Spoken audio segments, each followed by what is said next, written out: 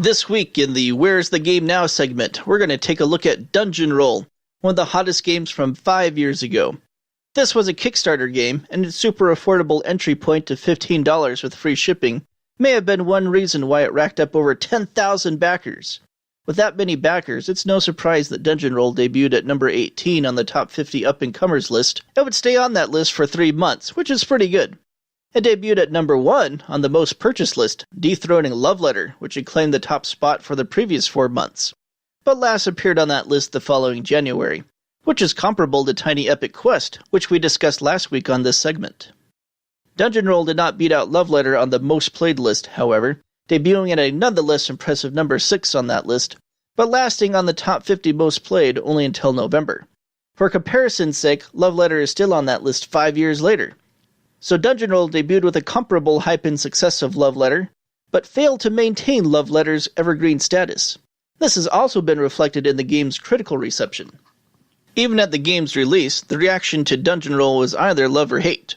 It was a very polarizing game 5 years ago, and remains so today.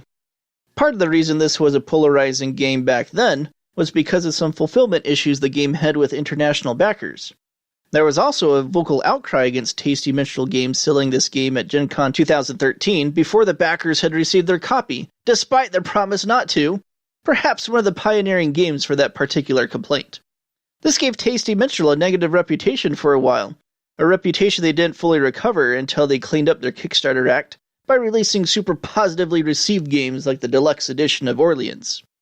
As for me, I never played Dungeon Roll myself, and I have to admit, I turned my nose up at this game when it came out, thinking it nothing more than a mindless dice game, a sentiment echoed by the detractors who did play the game.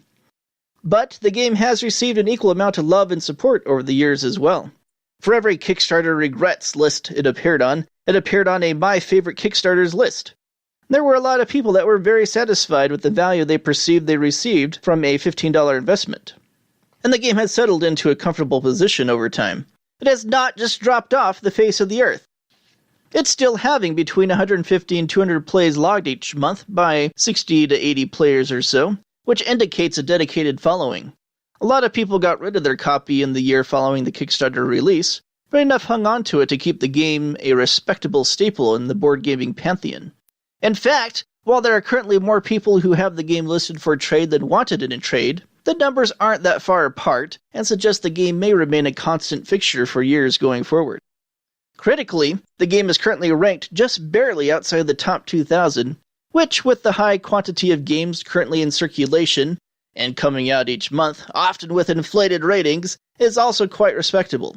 I consider any game in the top 2,000 to have some potential value to a significant portion of board gamers, and Dungeon Roll is close enough to count in that class.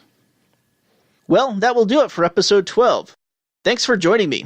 Feel free to join the Out of the Dust podcast guild at BoardGameGeek.com. Follow the podcast on Twitter at OutOfTheDustBGG.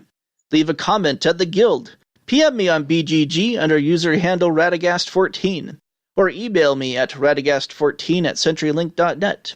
And join the Out of the Dust conversation yourself at our monthly geek list at BGG. Alright, play me out, Tananda!